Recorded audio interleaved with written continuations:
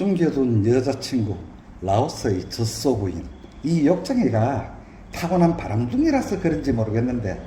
라오스의 여자친구가 좀 많은 편이죠. 절친하게 지내는 여자친구라고 옆집 31살짜리 새댁뿐만이 아니라 이 동네 저쪽 아래쪽에 숨겨둔 여자친구, 젖소 부인이 또 있다면 좀 놀랍지요. 이런 걸 은밀한 내연의 관계라고 해야 할지 모르겠으나 이 욕쟁이가 거의 매일 젖소 부인을 찾아가는데, 찾아가지만 약속도 없이 불쑥 찾아가니 가끔 젖소 부인의 부재로 만나지 못할 때도 들어있지요. 하긴 라오스 말을 알아야 약속을 잡든지 말든지 하지. 그냥 지나가다가 불쑥 들르는 형편인데 그걸 꼭 찾아간다고 표현해야 할지는 모르겠는데, 요즘 젖소 부인 집으로 들어가는 입구 마당 앞쪽에 아래채, 그러니까 별채를 짓고 있는 중인데 젖소 부인이 없으면 거의 남편과 말이 안 통하니 동문서답을 하며 좀 노닥거리다가 오는데, 참 희한한 일은 이 욕쟁이가 여친이라는 젖소 부인을 보지 못한 날이면 혼자 집에서 일을 하던 그의 남편은 굉장히 송구한 낯빛으로 지금 자기의 아내가 어디 갔다면서 상당히 미안한 투로 이야기를 하는데, 어떻게 그런 표정이 나올 수가 있는지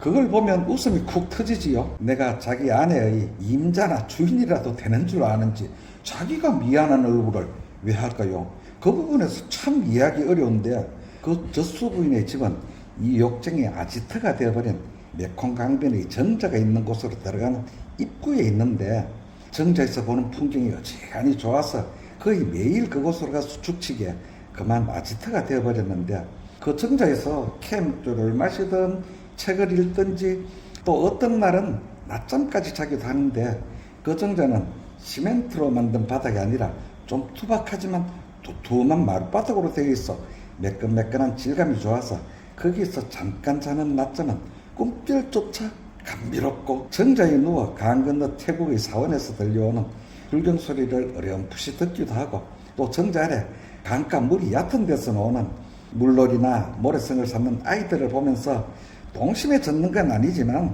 혼자서 시간을 보내기도 하는데, 돌아올 적에는 꼭 젖소 부인에게 들르지요. 참새 방앗간 가듯이 들러서 젖소 부인과 노닥거리다가 오는데, 노닥거리러 간 욕쟁이의 목적을 통찰했는지 관가했는지 젖소 부인의 남편은 자기 마누라가 집에 없으면 빌려주지 못해서 대단히 미안한 그런 점에서 우리와는 문화가 다르다고 해야 하는지 아니면 생각이 틀리다고 해야 할지, 우리의 속된 말로 하자면 껄떡대는 걸로 보일 수도 있는데 도저히 그 점은 이해가 안 되던데, 엊그제는 이 욕쟁이가 아지트라고 여기는 그 정자에 걸어서 갔는데, 그 강변 정자까지는 대략 400 내지 500m가 되지만 강가에 갈 때는 늘 자전거나 전동 오토바이를 타고 가는데 엊그제는 걸어서 갔지요. 사실 솔직하게 고백하자면 정자 좋고 물 좋으면 그보다 좋은 금상첨화가 어디 있을까요? 강가 정자보다 물, 그러니까 젖소 부인과 노닥거리기 위함을 염두에 두고 가지 않았다고, 아마도 그 말은 거짓말이 될 거죠. 옆구리에 책 한 권을 끼고 운동 삼아서 슬슬 걸어갔는데, 정자에서 2시간 남짓 앉아있다가 돌아오면서 젖소 부인에게 들렀더니 젖소 부인은 없고 남편이 혼자서 집 짓는데 철근을 넣는 작업을 하고 있던데, 라오스 시골에서는 그렇게 바쁘지 않으면 집 짓는 일도 주인 혼자서 직접 천천히 하던데, 일을 하던 작자가 손을 툴툴 털고 오토바이를 돌리더니 뒤에 타라는 겁니다. 오토바이 뒤에 탈 적에는 뭔지 모르지만 좋은 거 보여주려나 당연히 그렇게 짐작을 하겠지요. 젖소 부인이 42살이고 그의 남편은 2살이 더 많은 44이라고 했는데, 지금 친손녀가 5살이거든요. 42살에 손녀가 5살. 조언을 하는 나라니까 놀랄 일은 아니지만, 이 나라에서 이 욕쟁이 나이쯤 되면 누구의 할배가 아니라 정조부쯤 되어 있겠지요. 청조부가 되어 있을 나이. 그렇게 생각하니 이 욕쟁이의 나이도 장난이 아닌 나이인데, 놀란 건 나이가 아니라 그 양반이 오토바이를 태우고 간 곳이 바로 젖소 부인이 일하는 곳이었어요. 저거 마누라한테 왜 나를 태워다 줘? 이상하기도 하고 생각하니 좀 무섭던데, 오토바이를 내려준 곳이 바로 그 집의 농장인 모양이었는데, 젖소 부인은 참말로 젖소의 젖을 짜고 있었고, 양동이를 들고 다니며 손으로 젖을 짜고 있던데, 정말 젖소부인이야? 그러고 보니 그 여친의 저통도 장난이 아니게 풍만하던데, 더 놀랄 일은 젖소부인의 풍만한 젖가슴이 아니라 이 남편이라는 작자가 거기 내려주고 일이 바빠서 가버린 줄 알았는데, 조금 있으니 저거 마누라고 노닥거리고 오라고 캔 맥주를 사왔던데, 늘 그 양반이 힘들게 노가다를 하는 걸 보면서 그 옆편네와 골목의 간이로 만든 그늘막에 앉아 옆집 구멍가게에서 사온 캔 맥주를 홀짝거리며 노닥거렸거든요. 이 욕쟁이가 라오스 말은 그 조소 부인에게 배운 말이 태반인데, 그 집은 자기 농장에서 재배한 채소, 그러니까 양배추나 시금치, 그런 채소들을 집 앞 가판대를 만들어 놓고 팔거든요.